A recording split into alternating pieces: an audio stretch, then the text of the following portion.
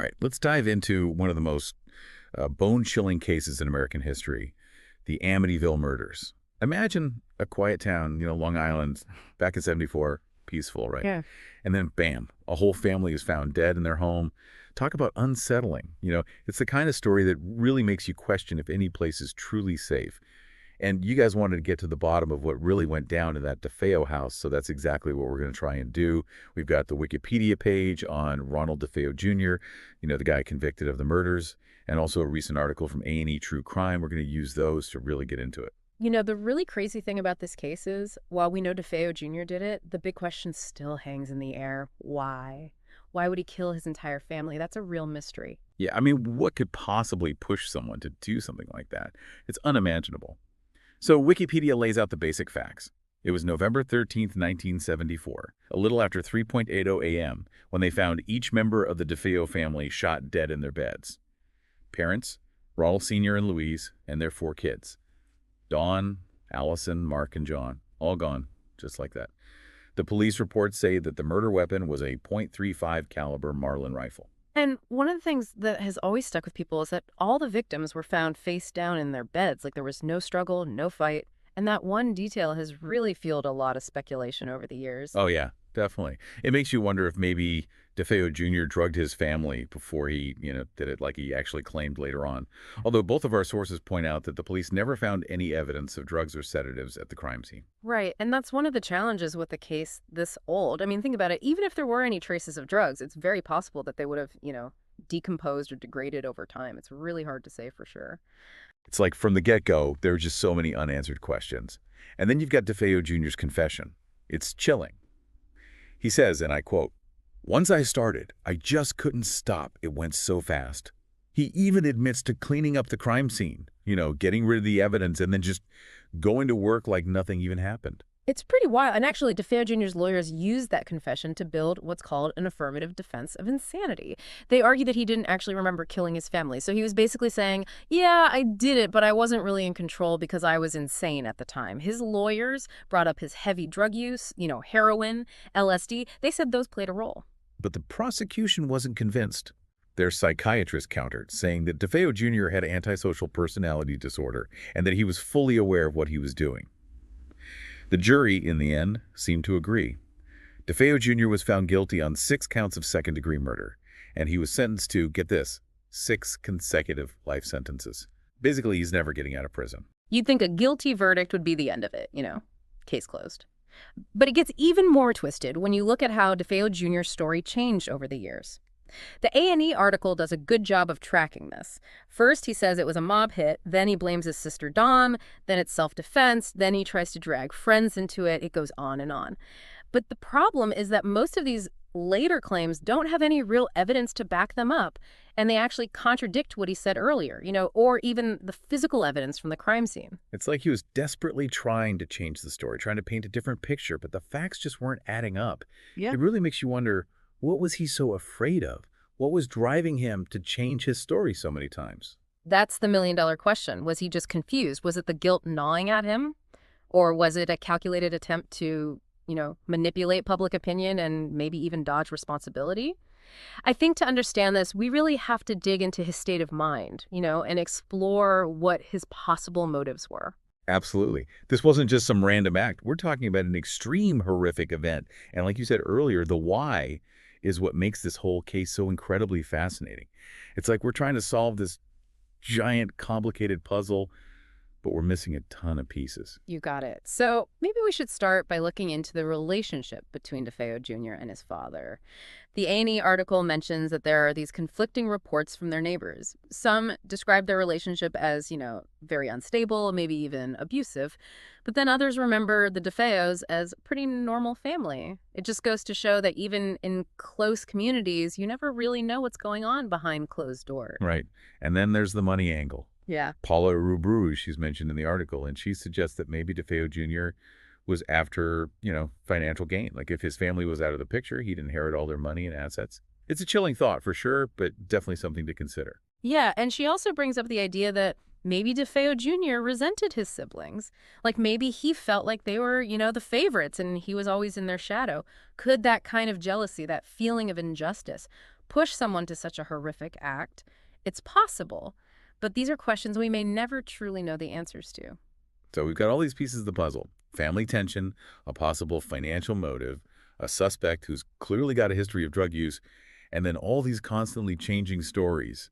That's a lot to unpack. Where do we even go from here? I think the next logical step would be to examine DeFeo Jr.'s claims about being influenced by, well, demonic forces. This angle became a huge part of the Amityville horror adaptations, but did those claims actually have any basis in reality? Okay, yeah. Now we're getting into the really spooky stuff. I mean, it's easy to see how a case this brutal, this full of unanswered questions, could attract all kinds of theories about the paranormal. So, where we left off was talking about some of the possible motives in the Amityville murders. And now we're going to look at a really fascinating angle, the whole idea of demonic influence. DeFeo Jr. actually claimed this, and it became like the central piece of the Amityville horror franchise.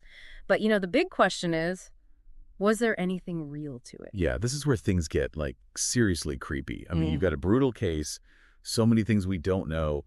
It's not hard to see why people would start thinking about, the supernatural. Oh, absolutely. And think about those details we discussed earlier. All the victims, face down, no sign of a struggle. You combine that with, the sheer brutality of the crime. It's kind of natural that theories about something, while otherworldly, would start to surface. Right? And then you've got the Amityville horror book and the movies, Yeah. and they went all in on this idea of the house being possessed by demons. They even suggested the Lutz family, the ones who moved in after the murders, Yeah. that they were driven out by these supernatural forces. Yeah. Pretty terrifying concept. It's definitely a good story, that's for sure. But, we have to be careful here. A lot of these claims, especially in the movies, they're kind of embellished, They don't really have solid evidence to back them up. There are quite a few investigators, even some who specialize in paranormal stuff. They've expressed doubts about the Lutz's story. Some even suggest that maybe, they exaggerated or made things up, possibly for their own benefit. So wait, are we saying that ghosts didn't make DeFeo Jr. kill his family? Mhm. Because honestly, part of me kind of wants to believe it. Well, I wouldn't say we can completely rule anything out, but it's really important to separate the facts from speculation and, creative storytelling. The paranormal is a fascinating subject, lots of debate. But in this particular case, there's no hard proof linking it to the murders. We should probably stick to the more tangible aspects of the case. Okay, yeah, that makes sense. Yeah. Thanks for bringing me back down to earth. So let's get back to DeFeo Jr. He also claimed to hear voices, right? Could that be a sign of mental illness rather than, demons talking to him? It's definitely possible. Hearing voices, it's called auditory hallucinations, and it's actually a pretty common symptom in various mental health conditions. It can really mess with someone's perception of reality, and in some cases, it can even contribute to violent behavior. And we got to consider that DeFeo Jr. was heavily into drugs that could have triggered these hallucinations or, made them worse. It's kind of mind-blowing how all these things could be intertwined, right? Mental health, substance abuse, even the paranormal. It seems like in this case, it was just this perfect storm of factors that might have led to this awful tragedy. You nailed it. Conflicting accounts, claims that don't really check out, drug use, possible mental health issues. It's all swirling around this case. It's no wonder people are still talking about it, still fascinated by it, even after all these years. It's true. It feels like the more we learn, the more questions pop up. It really makes you think twice about, making judgments about people or situations without knowing the full story. Absolutely. And that's why it's so important to approach this case, and really any true crime case, with a critical eye. Weigh the evidence, consider all the different angles, and don't jump to conclusions just because a story sounds exciting or dramatic. Even with all the information we have, the truth about what happened in Amityville that night, it might just stay a mystery forever. It's kind of strange how the unknown can be both scary and, captivating at the same time. Totally. We humans are curious creatures. We want to make sense of the world, especially when we come across something that, just doesn't have an easy explanation. Speaking of trying to make sense of things, our sources also touch on what happened after the murders, the impact it had on the town of Amityville. What can you tell us about that? Well, the Wikipedia article mentions that the house itself, 112 Ocean Avenue, the scene of the crime, it quickly became, a bit of a morbid tourist attraction. People were drawn to it, fascinated by the gruesome story and all the rumors about, paranormal activity. I can see that. It's like a dark side of tourism where people are attracted to places connected to tragedy and, Well, the macabre kind of makes you wonder about the psychology behind that. What makes people drawn to that kind of stuff? Yeah, there are definitely some interesting questions about human nature there. But going back to the house, did anyone ever live there again after the murders? That's a good question. Was anyone brave enough, or maybe just clueless enough, to move into a house with such a dark and heavy history? Believe it or not, several families have actually lived in that house since the murders. The first were the Lutzes and their supposed haunting. That's what inspired the Amityville horror. But, as we said before, a lot of people question their story. And according to what we know, none of the families who lived there after the Lutzes have reported, anything even remotely spooky. So maybe the house wasn't cursed after all. Or maybe the ghost just got tired of the place and decided to move on. I gotta admit, part of me is a little disappointed.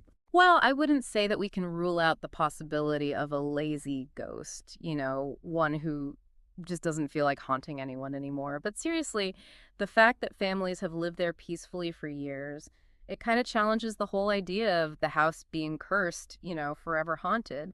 It suggests that maybe the haunting was more about perception, media hype, and the power of suggestion rather than actual ghosts. After all, once a place gets a reputation for being haunted, people start imagining things, right? That's a good point. It reminds us that sometimes the scariest monsters are the ones we create in our own minds. But what about the town, Amityville itself? How did the people who lived there react to all the attention, good and bad, that the murders brought? It makes sense that there were mixed feelings. Some residents, they welcomed the tourism, the fact that it brought in more money to the local economy. But others, they were really disturbed by the constant reminders of this tragedy and how their town became associated with such a horrific event. Yeah, I bet it was a tough situation. On the one hand, there's the potential for economic benefit, Yeah. but then you have the emotional impact on the community and the risk that the sensationalism will kind of overshadow the memory of the victims. Exactly. We can't forget that behind every true crime story, there are real people, real families, whole communities who are dealing with the aftermath of something truly awful. Their experiences and their feelings, those should be the most important things we consider. Well said. So what happened to 112 Ocean Avenue? Is the house still standing? Can people go visit it? Yes, the house is still there, but it's a private residence now, so it's not open to the public. The current owners, they've made it clear that they want to live a normal life, without the weight of the past hanging over them. I completely get that. It's important to remember that even in these huge cases that everyone knows about, there are still people trying to live their lives, and their privacy and peace, those should come first. And speaking of privacy, we're going to take a quick break to hear from our sponsors. But don't go anywhere. We'll be right back to keep exploring the Amityville murders. And we're back, diving right back into the Amityville murders. We've gone through the facts, the different theories, the impact this whole thing has had on everything. But it feels like we could just keep peeling back layers forever with this case. It's true. This is one of those cases that really gets its hooks in you and doesn't let go. But with all the mystery and the speculation, we got to remember the human side of things. 6 innocent people, their lives were taken that night. Yeah, it's easy to get lost in the true crime elements of it all. But we can't forget that these were real people, real families, whose lives were shattered by this. Absolutely. Ronald DeFeo Sr., Louise DeFeo, and their kids, Dawn, Allison, Mark, and John Matthew, they were victims of a terrible crime. Their story matters. Their lives deserve to be remembered with respect. You're right. We can't let the horror story overshadow the victims themselves and the people they left behind. It's a good reminder that even though we're fascinated by these cases, they represent real loss and suffering. The pain that the DeFeo family went through, their community, it shouldn't be forgotten. It's a lot to think about. Yeah. And as we wrap up, I keep coming back to this question. Will we ever really know what happened that night in Amityville? I mean, we've had investigations, books, movies, but do we really understand? Maybe not. And, maybe that's part of what makes it so intriguing. Some mysteries are just meant to stay unsolved. They force us to, confront the complexity of human behavior, the fact that truth can be so slippery, and the limits of what we can really know for sure. That's true. We've uncovered so much, but there are still those missing pieces. It makes you, consider all the different possibilities. Even if we never get all the answers, the search itself is valuable. By digging into the Amityville murders, we've learned about the case, the context, and how it's become a part of our culture. I know I've learned a lot from this deep dive, and I hope our listeners have too. It's been a journey into some pretty dark stuff, but it's also shown us how powerful belief can be and how drawn we are to the things we don't understand. And to you, our listeners, we hope this deep dive has gotten you thinking, maybe even challenged some of your ideas. Maybe it's left you with even more questions than you had before. Sometimes the most fascinating mysteries are the ones we never completely solve. So keep exploring, keep asking questions, and keep learning. Maybe you'll find that missing piece of the Amityville puzzle that we're all looking for. Until next time, happy deep diving.